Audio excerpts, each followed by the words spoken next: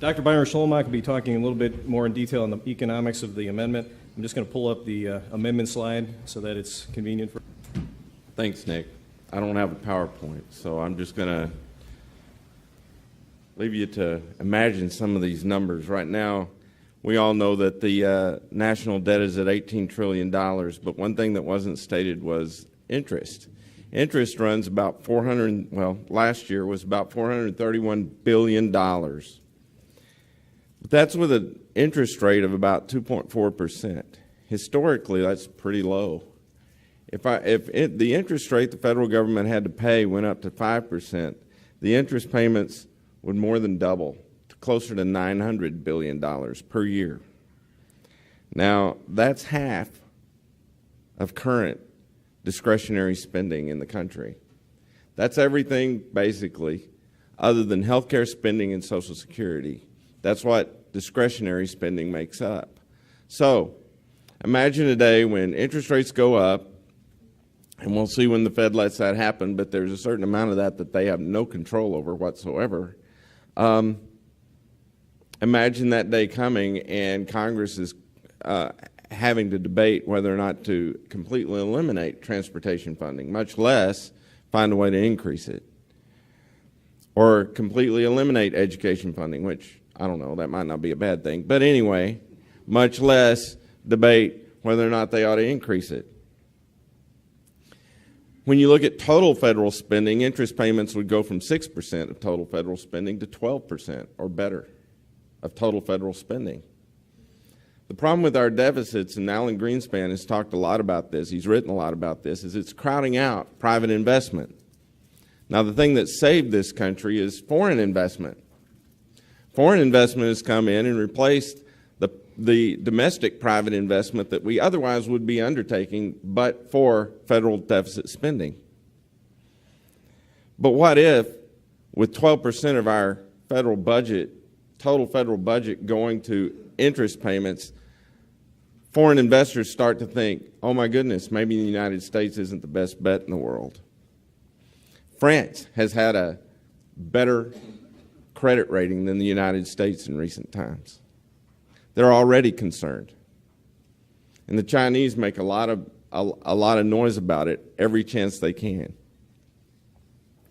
So, we have a lot of risk. We're running a lot of risk with these deficits, continued deficits, given the debt where we already are. Deficits, like we've been running, help drive the kind of financial bubbles we've been seeing that are really nice while they're bubbling, but they burst.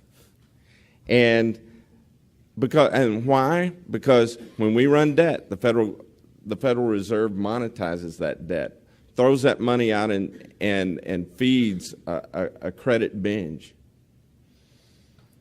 Deficits also drive government to spend in risky ways and to expand into risky endeavors. Look, you look at Freddie Mac, Fannie Mae, and how they helped to drive the financial bubble. Well, the federal government guaranteed them. It wasn't that the federal government was spending a lot of money on them until, of course, they failed. And then the federal government had to bail them out. These are risky endeavors that government shouldn't be involved in. You could say the same thing to a certain extent about Social Security and pensions, because the federal government, hey, we've got unlimited debt. We can spend as much as we want. They don't have to pay attention to the risks of demographics. And then finally, what about the Affordable Care Act? If it weren't for deficit spending, do you really think that would have been ever considered a wise policy to pass? Maybe by some, but a lot more questions, frankly, would have been asked. And this is also about prioritization, as was mentioned earlier. You think about the spending that we do at the federal government level, and it encourages the state governments to spend on arts, for example. Most states wouldn't even have an arts department, but for the fact that they're pursuing federal funds that are matched to what the states put up. Or think about transit. Some of you may be fans of transit, but the fact is, the evidence is that they're bad investments. And yet, we don't care if they're bad investments because, hey, we have, at the federal level, unlimited access to funds. And then they use that to bribe, cajole, and extort states into spending on these sorts of programs. Alternative energy is another example. The debt is inflationary. Now, we haven't had the kind of inflation that economists tend to anticipate from this last expansion, huge expansion of debt, but it's coming. We're still paying banks interest for holding on to their cash. What happens when we stop doing that? What happens when home values recover enough that people feel somewhat wealthy again? We've injected all this cash to replace that loss in wealth value.